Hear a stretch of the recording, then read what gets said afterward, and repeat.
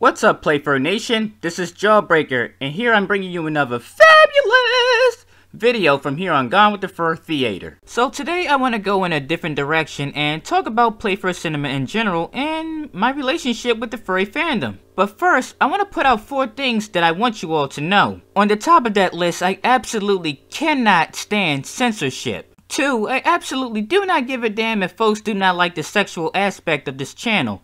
That goes for lolly cartoons as well. I sort of have an unwritten rule where if somebody requests it, I'm not above doing it, though I will let you know where I draw the line at. 3, I am not the babysitter to anyone's children online, much like how Beyonce is an entertainer and is not your children's role model. And 4th, this is actually not my original YouTube channel. I've actually been a YouTuber since 2007. I've been a content creator since 2008. And within that time, this has actually been my most successful YouTube channel. And even though I don't say it to you guys very often, I thank you for supporting me. When I started out as a content creator here on YouTube, I was a wrestling reviewer. I was a big fan of wrestling, and I still am a big fan of wrestling. I've been a fan since 1998. I watched WWE, I watched TNA, and I watched Ring of Honor. And so, on a weekly basis, I was always trying to give my opinion on ECW or Raw after the show was over. The problem was, it was getting frustrating to get the motivation to do this every week. That, and it was simply going nowhere. See, the thing is, when you become a content creator on YouTube, you want to try to aim for things that stand the test of time. See, the thing is about doing a weekly results show is, you're only so popular for that week. And back then, there were folks who were doing it so much more better than I was. To make a long story short, I started caring less and less, to the point where my weekly wrestling reviews were starting to become monthly wrestling reviews, and then to the point I just dropped out altogether. Fast forwarding to late 2013 and I was ready for a fresh new start on YouTube away from my old channel. The only thing left to do was to figure out what I wanted to run with that no one else did yet. But I still wanted to stick with the reviews. I mean, really, when you think about it, everything is taken. Angry Video Game Nerd had bad video games. Nostalgic Critic had bad movies. Watch Mojo had whatever the fuck it wanted to have. As far as the furry fandom goes, I can't say exactly how long I've been a furry. Officially, I've probably only been a furry for a few years, but in reality, I've probably been a furry since the 3rd grade. All I knew was, I wanted a cartoon channel, and I wanted to do something with anthropomorphics. So after digging around for a little while, I drew some inspiration from Playfur magazine. And so, I became Playfur Cinema, and I ran with that for about a good 8 months before I was deleted off YouTube.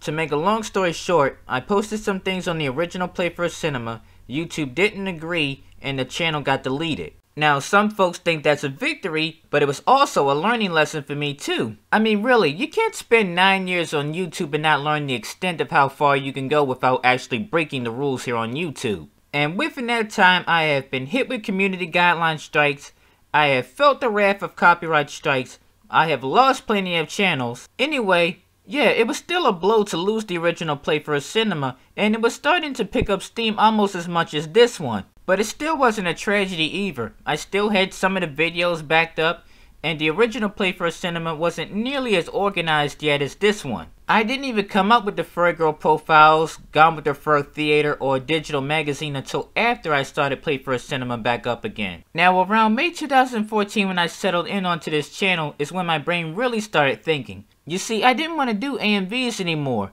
so I had to come up with something else. So I figured, okay, if we're going to keep anthropomorphic, why not do something with anthropomorphic girls and give them something where people actually can learn about them?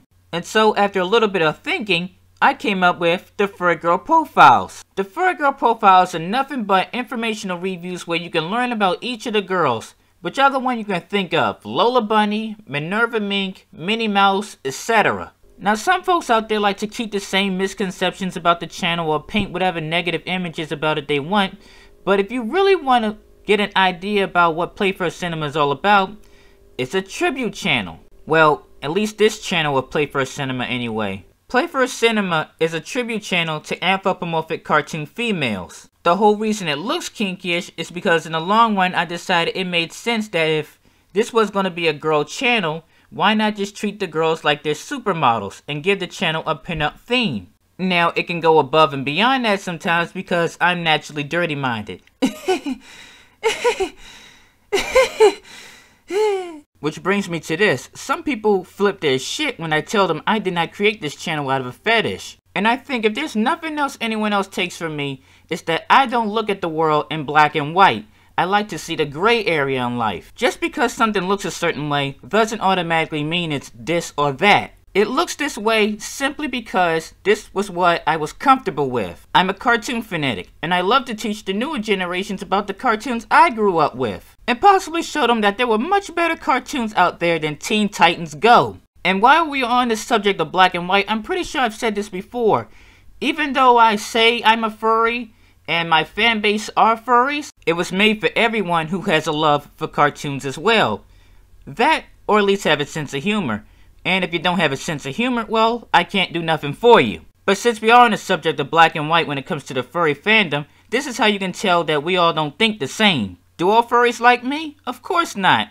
Do I get along with all furries? Hell no. Some furries like to think I'm a closet pervert that's giving their fandom a bad name. That's fine. And I think some of them are just seeking acceptance by kissing the ass of the folks who will never accept them anyway. But at the end of the day, we're still a part of the same fandom regardless. Anyway, I was going to drag this video out a little bit longer because I did have a bit more to say, but I do want to get back to other projects. It's time for a Q&A video. If you have questions to ask old Jawbreaker, Jawbreaker has the answers. If you have any questions to ask me, feel free to drop them in the comment section below.